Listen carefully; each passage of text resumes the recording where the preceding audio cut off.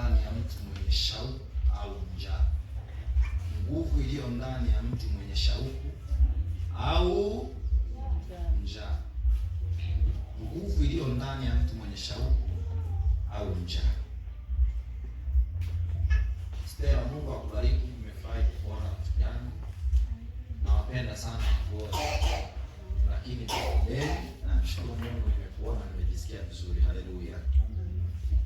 Okay. Mtumishi wa Mungu wengi hawapo sababu ya vitu fulani. Bwana Yesu asifiwe. Nguvu iliyo ndani ya mtu mwenye shauku au njaa. Mtu mwenye shauku, Baba Mungu, katika jina la Yesu, ninakusihi Bwana, ni wakati wa neno lako takatifu. Tumie kama chombo kwa dakika chache hizi. Kazungumze na watoto wako katika jina la Yesu. Na mimi Baba, ninaamini utawatendea makuu katika jina la Yesu. Amen. Nguvu iliyo ndani ya mtu mwenye shauku au njaa. Nguvu ya mtu. Nguvu iliyo ndani ya mtu mwenye shauku au mwenye njaa. Huwa kuna nguvu ipi ndani ya mtu mwenye njaa au aliye na shauku ya kutimiza jambo fulani? Njaa. Nazungumzia nini? Shauku au nini? Njaa. Kuna mtu ananisikiliza vizuri? Kuna mtu ananisikiliza vizuri? Nguvu ya shauku. Nguvu ya shauku sana. Nguvu ya shauku iliyo ndani ya mtu mwenye njaa. Yaani kuna nguvu ndani ya mtu aliye na njaa, aliye na shauku. Haleluya. Kuna mtu anaelewa eh? Hapo nataka nizungumze kitu fulani hivi. Mtu aliye na njaa ana uwezo wa kukipata wa kula chochote. Mtu aliye na nini? Njaa. Mtu aliye na njaa anaweza kula mihogo inayoitwa lumala.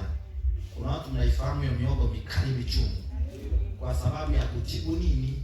Njaa yake. Mtu mwenye njaa huwa haogopi. Kwa nini haogopi? Kwa sababu ana nini? Njaa. Haya, wangapi wamewahi kusikia njaa? Kuhisi njaa, yaani njaa kabisa, njaa. Achana na njaa ya umegusti chai. Wangapi? Nyosha mkono. Unaona watu hapa, kuna wengine nyinyi hamsikiagi njaa, nyinyi si wa kiroho. Sawa. Hawa wamenithibitishia kwamba wamewahi kusikia nini? Njaa. Vipi uliposikia njaa kumshinchuka? Ulikuwa unajisikiaje? Yaani upate chochote kitu. Haleluya. Mtu mwenye njaa atatamani kupata chochote ili afanyaje? Ale. Kwa nini ale? Atibu nini? Njaa. Atibu nini? Njaa.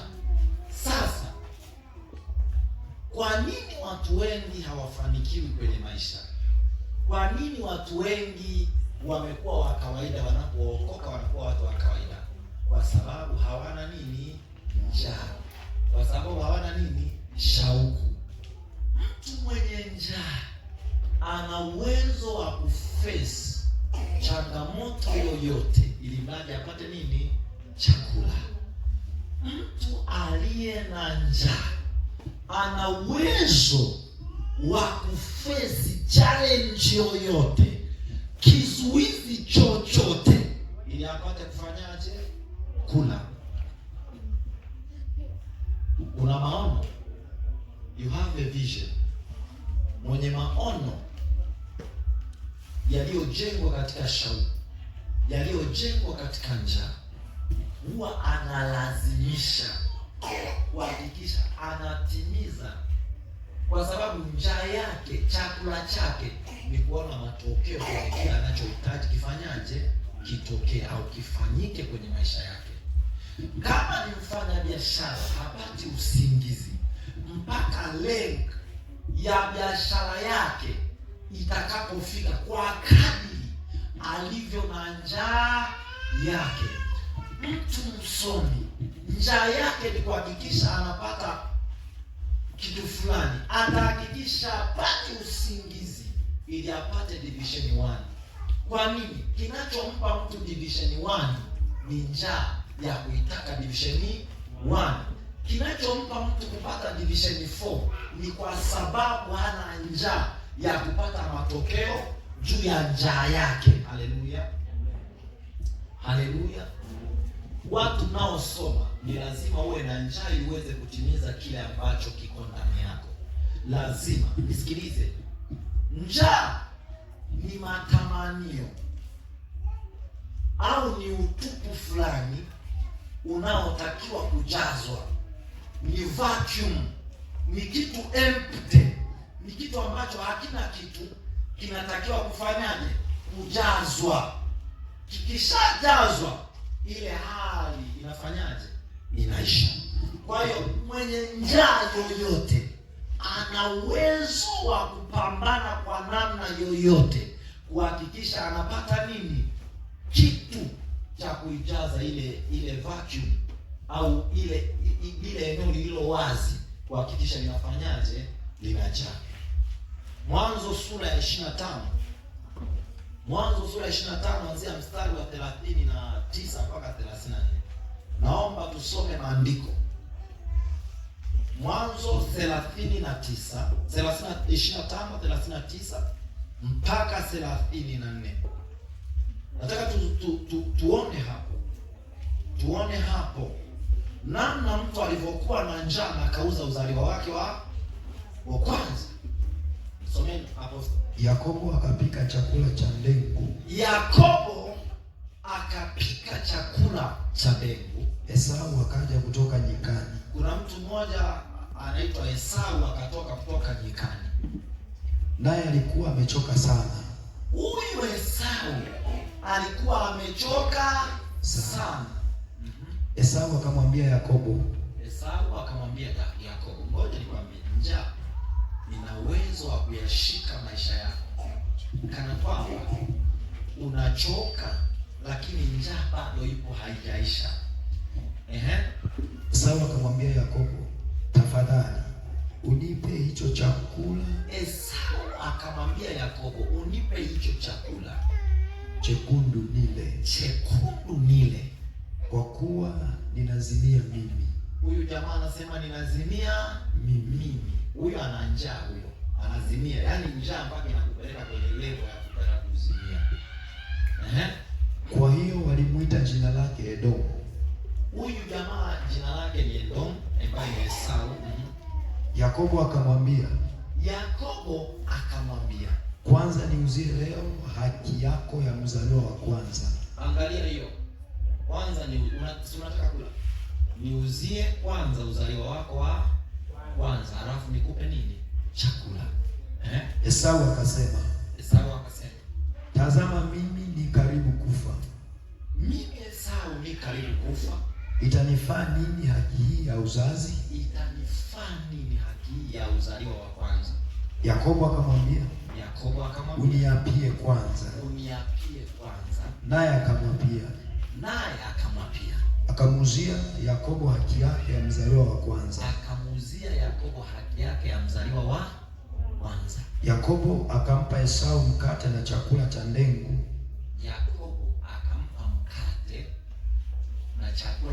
Cha ndengu. Naye akala akanywa, kisha akaondoka. Kisha akafanyaje? Akaondoka, akaenda zake. Hivyo Esau akaidharau haki yake ya mzaliwa wa kwanza.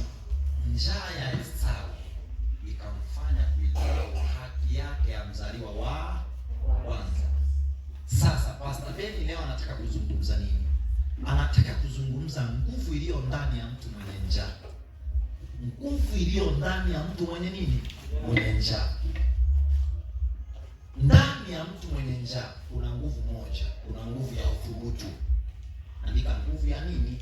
Ya uthubutu. Ndani ya mtu mwenye njaa kuna nguvu ya nini? Uthubutu. Uthubutu ni kujaribu. kujaribu na kujaribu na kujaribu. Lengo ni nini? Aweze kutimiza shauku au njaa alionayo. Haleluya. Sasa mtu mwenye njaa ya matokeo, mafanikio kwenye eneo lolote la maisha, kwenye eneo lolote la maisha, kwamba amekwisha kuokoka tayari.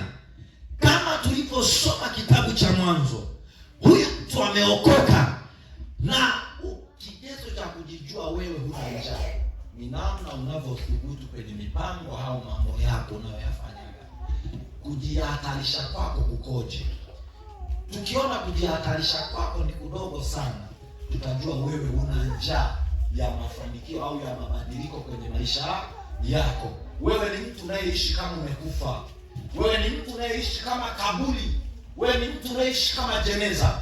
Mtu mwenye njaa ya kutimiza jambo fulani huwa hapati usingizi, huwa ana njaa ya kuhakikisha mimi na nitatimiza jambo hili. Ujinga mwingi tulionao sisi wa Pentecost wa Rokole ni kwa sababu itoa havanga. Hatuna nini? Njaa. Hatuna nini? Njaa. Hatuna nini? Njaa. Hatuna, kwa sababu hiyo hatuna uthubutu ndani yetu. Hatuna nini? Uthubutu. Hatuna kujihatarisha ndani yetu. Hatuna kujitoa ndani yetu.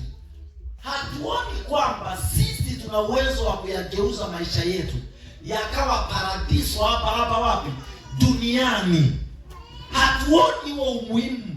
Hatuoni hiyo raha ya kukomaa mpaka jambo lako likafanikiwa. Kitakacho kufanya ukomae mpaka jambo lako lifanikiwe ni ile njaa iliyo ndani yako.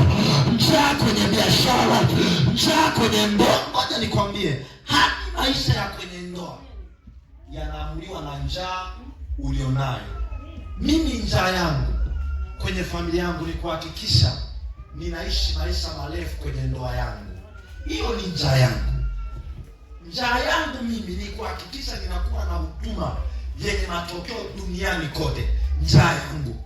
That's why ninapokuja kuomba, siombi kama mtu mwenye asiye na njaa. Ninaomba kana kwamba nina dakika moja tu ya kuomba.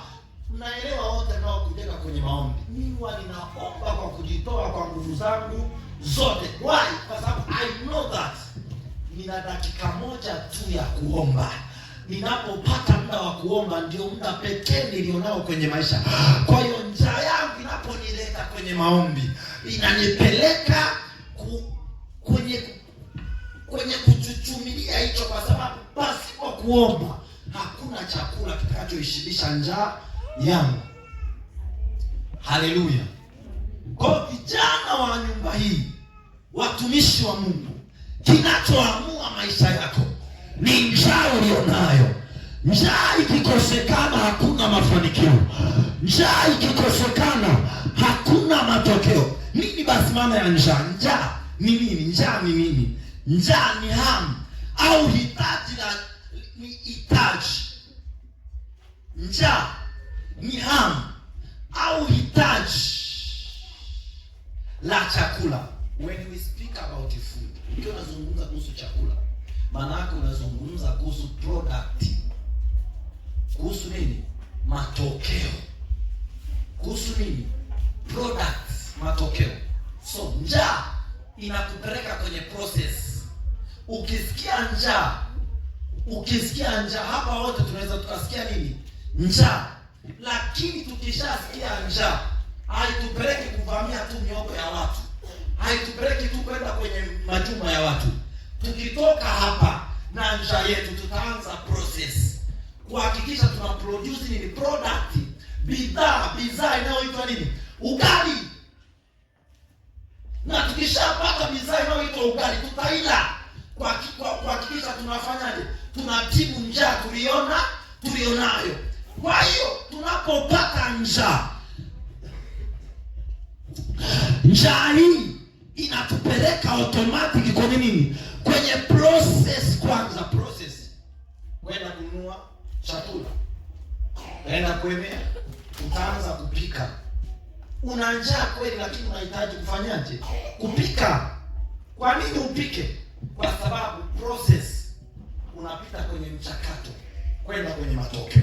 Kwa mtu mwenye njaa akalazimika kukopa chakula mahala, atalazimika kwenda kwa poti na kumwambia poti, ninaomba unisaidie ngano, ninaomba unisaidie unga. Kwa nini unga poti anakupa? Kwa sababu ile njaa imezaa kitu kimoja, kuthubutu. Njaa haiangaliagi kufeli. Njaa siku zote huwa inaangalia kushinda. Njaa huwa haina negative, huwa ina positive. Kwa nini haina? Njaa bwana inapokupata utalazimika. Hapa tulipo nakwambia, ukiwa na njaa na kuna rafiki yako ana genge la chakula, akili yako yote utajua umeshapata nini? Chakula. Naenda kwa mama G, nitapata nini? Chakula, nitamkopa. Kumbe siku zote kwenye maisha ni lazima tuliwe na kitu kinachoitwa njaa. Njaa ya kutimiza nini? Njaa ya kutimiza kila agenda tulionayo ndani yetu. Unahitaji njaa, mtu wangu.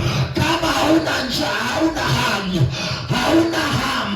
hauna hitaji la kutimiza jambo fulani kwenye maisha.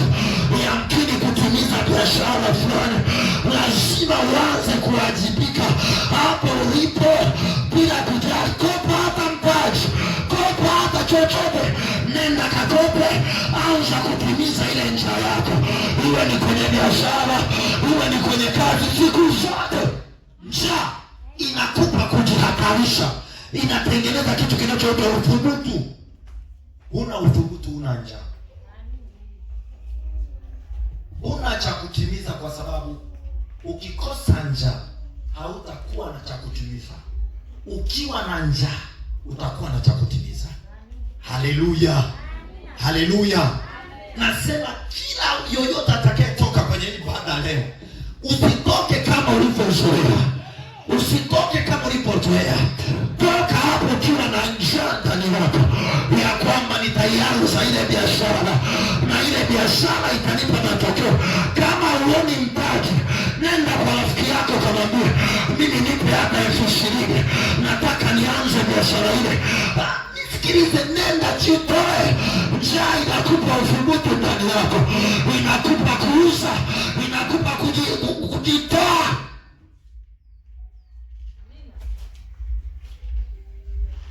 Mara ngapi umejitoa kwa ajili ya kutimiza vision yako?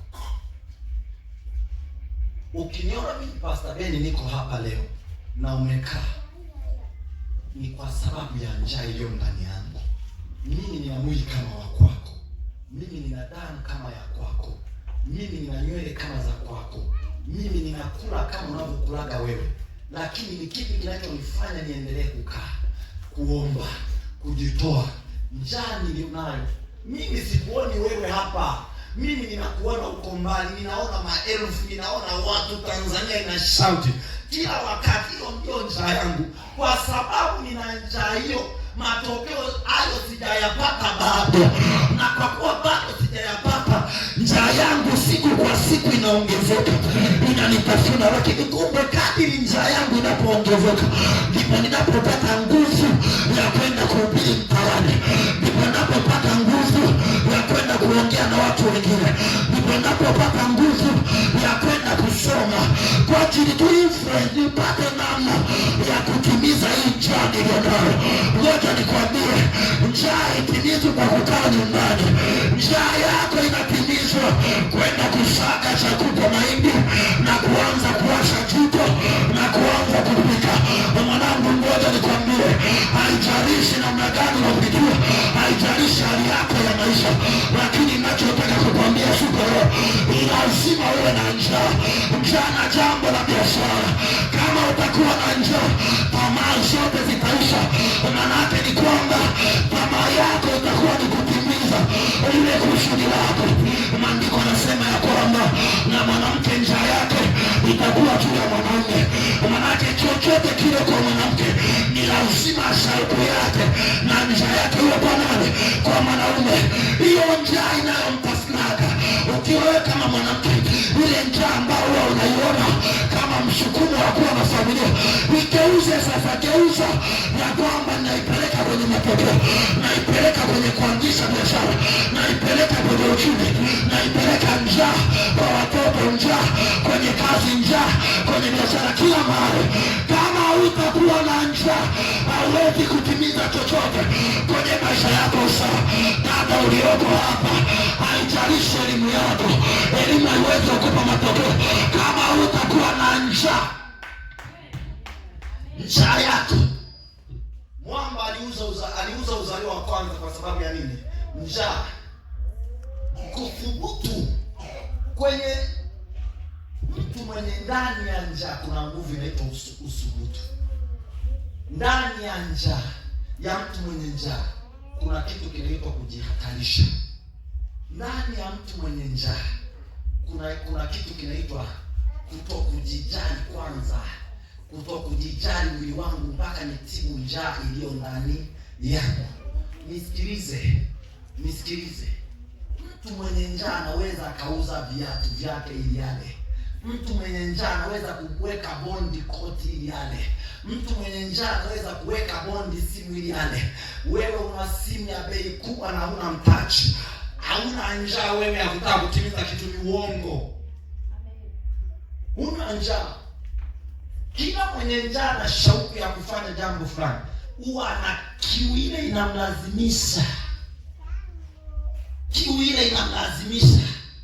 Wewe kinakulazimisha kitu gani kuhakikisha unatoboa? Kipi yani ipi pesi? Ipi sababu ya wewe kwenda kwenye biashara? Ipi? Nini sababu ya wewe kushika maiki kuhubiri? Nini njaa yako? Nini shauku ya nini kinachokuwashaga? Hicho ndicho kinachoamua hatima yako. Hicho ndicho kimebeba uzaliwa wako wa kwanza. Hicho ndicho kimebeba kesho yako. Kila kesho ya mtu imebebwa kwenye njaa aliyonayo. Nisikilizeni watumishi wa Mungu. Njaa huzaa kitu kinaitwa shauku. Ukiwa mtu mwenye njaa, kinazaliwa kitu hiki kinaitwa nini? Shauku. Shauku ya kupata kitu fulani. Shauku ya kutimiza jambo fulani. Shauku ya kufanya kile kitu. Kwa ile shauku inakupa nguvu ambazo hujawahi kuzipata. Wewe huna ujasiri, unaogopa kwa sababu una shauku ndani yako. Huna njaa ndani yako inayoweza kutimiza hicho unachokikusudia kukifanya. Unakula hasara moja, unaacha biashara. No, una njaa wewe, una shauku. Walio na shauku, haijalishi njaa ngapi zitapita kwako, lakini utaendelea kukomaa na kukaza kila wakati. Kwa nini? Lengo ni njaa yangu iweze kutimizwa. Kuna mtu ananielewa hapa? Mtu wangu, acha kukaa kizembe. Nakwambia ukweli. Kitakacho kufanya mama ulioko hapa, beba mchicha bega njaa yako. Yaani unajua iko hivi. Mkubwa hawi mkubwa kabla hajawa mdogo. Jiangalie wewe. Unajiona wewe ulikuwa katoto kachanga wewe. Ulikuwa katoto kachanga kabisa, unamsumbua mama yako. Unanyea kitandani wewe. Unakojolea nepi wewe. Unafutwa mpaka sasa hivi una uwezo wa kwenda na maji ukafanya mambo fulani. Kwa nini? Kwa sababu umekuwa. Biashara pia huwa inakuwa. Huduma pia huwa inakuwa. Ikifika wakati wa kujitawaza yenyewe, ni wakati ambao itakuwa imepevuka. Wakati uitawaze, kwa sababu wewe ndio inakuhitaji. Haleluya. Inakuhitaji wewe. Usipate faida kwenye mchicha, faida ya 2000, alafu unaenda kuinunua yote nyama pale zinachoma pale Masaki Center za 500, kwamba mimi na mwanangu tukamwagilie moyo. Ujinga huo. Hata huyo mtoto wako ale milenda. Kwa nini? Kwa sababu kuna njaa ya kutimiza jambo fulani kwenye maisha yako. Kuna mtu ananielewa? Kinachoamua utakwenda wapi ni njaa yako. Kula ugali. Fanya hivi vijana nyinyi. Najua nyinyi mnachukulia maisha wa mama. Ndugu zangu, nisikilizeni. Tuko kwenye nyakati za mwisho ambazo kila kitu, kama hatutakuwa wana wa Mungu tuna nguvu, itimizi tutakisujudia kile kiumbe. Unanielewa? Amen. Utakisujudia nini? Kile kiumbe. Kwani unakisujudia ili ule? Ili ufanyaje? Ule. Ila kama tutakuwa na kitu chetu sisi wana wa Mungu. Unajua maandiko yanasema ukweli. Nilikuwa nawafundisha hapa, ilikuwa ni Jumamosi au Jumatano niliwaambia hivi vijana. Nyinyi vijana mnasala sana ambao mhudhuria na mafundisho. Niliwaambia hivi vijana, kama dunia hauna cha kuipa, itakupa dunia ilicho nacho. Kama wewe huna cha kuipa dunia, dunia itakupa ilicho nacho itakupa. Kwa sababu dunia itakufuata kununua ulicho nacho. Sasa ili kufuate apostol dunia inunue ulicho nacho, ni lazima kwanza kile kimejengwa kwenye shauku na njaa. Njaa yako ndio itaamua, kwa sababu hicho kama umepewa kipawa papu yake ni njaa. Uwezi ukawa na duka kubwa Kariakoo mama mtu kama huna njaa ya kuwa na duka kubwa. Hauwezi kama muuzaji wa jumla na gereja Kariakoo kama njaa yako sio kufika level fulani. Ndio maana nasema lazima kwenye maombi haya njoo omba ukiwa na mipango ya kutaka kutimiza ajenda fulani kwenye maisha yako. Kama utakuwa na ajenda za kutimiza, utachoka kuomba. Wote ambao unawaona muda mwingine wanakuja au na ajenda, njoo na ajenda wewe. Ukiniona natoa jasho mimi hapa na nena mpaka sijitambui, hata ukiniita jina langu siwezi kuitika, just because nina njaa ndani yangu ya kutaka kutimiza ajenda fulani kwenye maisha yangu. Sio mpaka niwe na miaka 40, sio mpaka niwe na miaka 50, sio mpaka niwe na miaka 100. No, never. Ni hii miaka yangu 30 na kitu. Ni lazima Tanzania na dunia ijue kuna kijana aliyezaliwa kwenye ukoo maskini duniani hapo. Alizaliwa kwenye ukoo fulani, naye anayo anacho cha kuipa dunia yake. Na kila ninapokaa magotini, Bwana anaachilia neema, anaachilia kibali upako, anaachilia nguvu. Hiyo ni shauku na njaa ambayo inanila mwanangu kila wakati. Wewe una njaa gani kwenye hiyo biashara? Una njaa gani na hiyo huduma yako? Una njaa gani na hiyo ujana wako? Una njaa gani na hiyo upindu wako? Kinachoamua mwanangu ni ile njaa ulionayo, ni ile shauku ulionayo. Kilichoamua huyu mwamba auze uzali wake wa kwanza ni ile njaa aliyokuwa nayo ndani yake. Njaa yako itakusukuma kwenye jibu fulani. Una njaa uwezi ukapata jibu fulani kwenye maisha. Jifunze kukaa chini na kufikiria.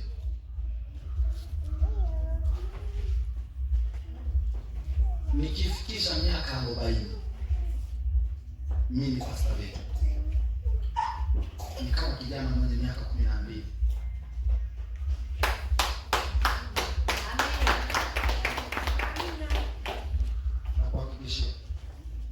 I believe sisi tuliokoa tunatoka uzee kwenda ujana. Watu tunatoka wapi? Sisi watu tutoki utoto kwenda uzee. Hiyo ni watu wasiokoka. Sisi wale pesa. Unatoka uzee kwenda ujana. Yes. Huwa inarejeshwa. Huwa inafanyaje? Inarejeshwa. Wewe tu mama unaona mimi bwana nimesha umri umeenda haujaenda. Bwana atakurudisha. Amen. Akisharudisha unakuwa kabiti. Una miradi yako. Sasa ni nini tukifanye sasa hivi wa mama wa kanisa hili? Nini tukifanye sasa hivi vijana wa kanisa hili? Nini tukifanya sasa hivi wa baba wa kanisa hili? Ni nini njaa yetu inayotula? lazima tujue wewe unaliwa na nini ndani yako kinachokunyima usingizi, kwamba bila hichi mimi nitakaa kwenye maombi mpaka kieleweke ni nini. Ukishakaa hapo wewe ukifikiria hakuna chochote, kwa hiyo unatembea pakuche pasikuche, niishi nisiishi, huo ni ujinga. Hakikisha una njaa inayosukuma ile kusudi lako. Hata kama wewe ni winga kali yako, hakikisha una njaa, unatamani kuwa mtu fulani kwa wakati fulani, halafu ile njaa yako ikusukume kwenye kufanya ile biashara yako kwa bidii na kuiweka hiyo biashara kwenye maombi na kwenye magoti na kuitolea zaka za viu mbele za Bwana, kujitoa na kujihatarisha. Lengo ni nini? Hauzai kitu cha leo, unazaa kitu cha kesho. Kama una njaa, nilikuwa naongea na mtu mmoja, nikamwambia wewe una taaluma gani sasa hivi? Akaniambia mimi ni fundi umeme. Nikamwambia nyinyi tu hamjui haya mambo. Njaa yako ni nini? Yaani acha nifanye kazi na pole. Huu ndio wakati wa wewe kama kijana una taaluma. Sasa hivi ndio kuanza kuuza vifaa vya mabomba, kuuza vifaa vya umeme, kwa sababu wewe tayari ni engineer. Nilikuwa Masuru miaka michache iliyoisha. Kuna jamaa alikuwa anakaduka vifaa. Nilikuwa naenda wapi sijui. Na mbona sasa hivi ana maisha mazuri, ana gari, anafanyaje sio? Okay. Kwa sababu nini? Njaa yake. Na bado sio kwamba ameshia pale. Njaa yake anataka kuwa supplier. My God.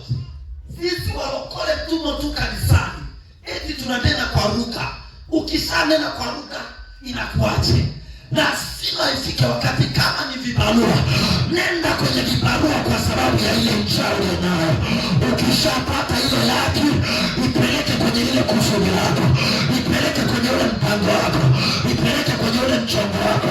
Kama ni kwenye familia, kama unataka kuoa, peleka, wekeza pale, oa, halafu anza maisha. Kama unaelewa, ukitoka hapa tafunwa na hiyo njaa. Kuwa na kiu. Acha ulokole wa kizamani huko tumepigishwa mapambio.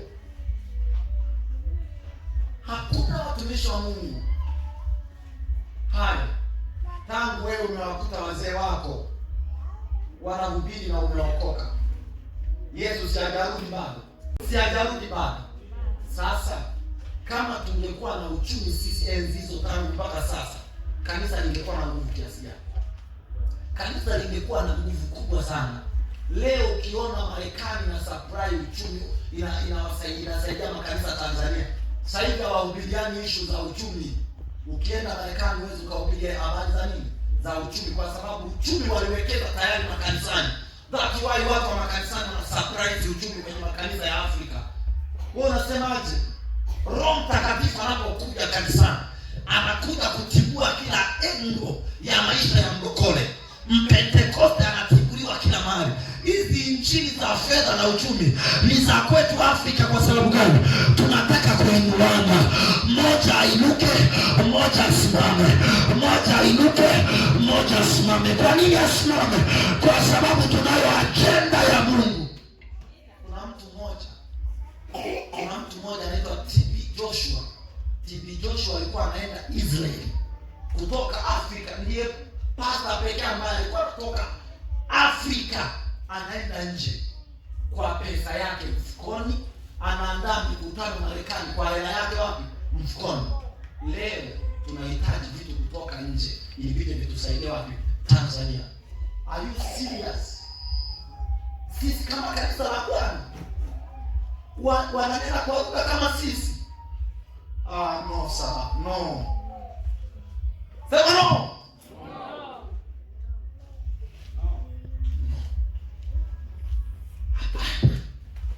Hapana. Nimekuzulia semina moja kwa sisi beti kuzenzi. Kuna mzungu mmoja akasema nina makampuni, nina lokale mmoja akasema mimi nina makampuni, nina mimi nina hoteli. Mhubiri wa Injili ana hoteli, anauza vyakula ambavyo wewe unavichukulia kawaida. Anafanya nini?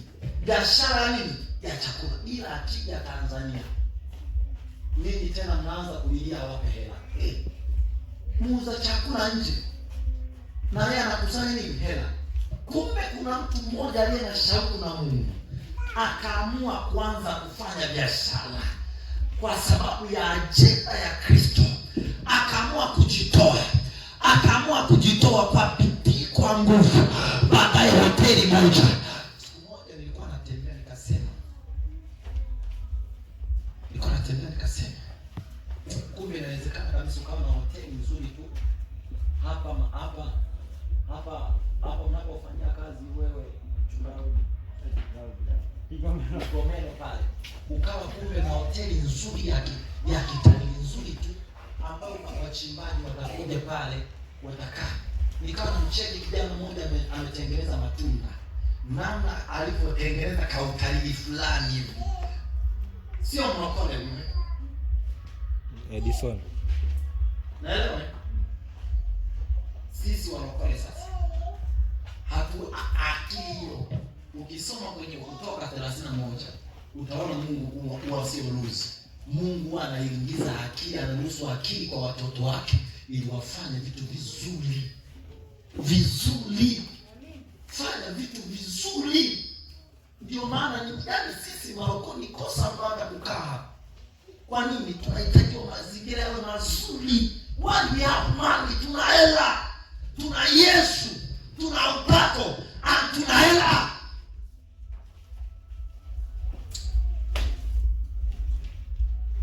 Miaka inayokuja kama utanielewa, nimeshakamwambia Mungu.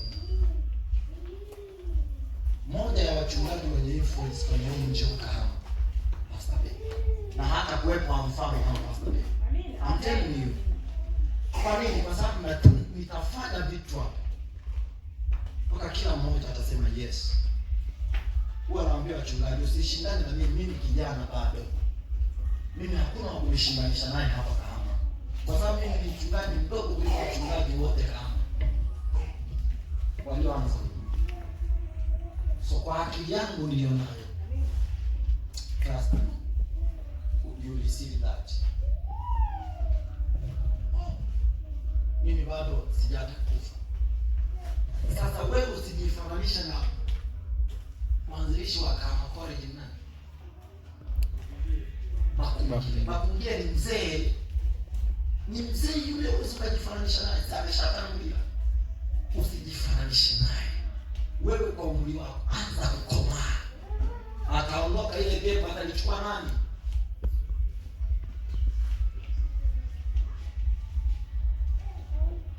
Atalichukua nani ile gap? Nani atakisaidia hicho kizazi?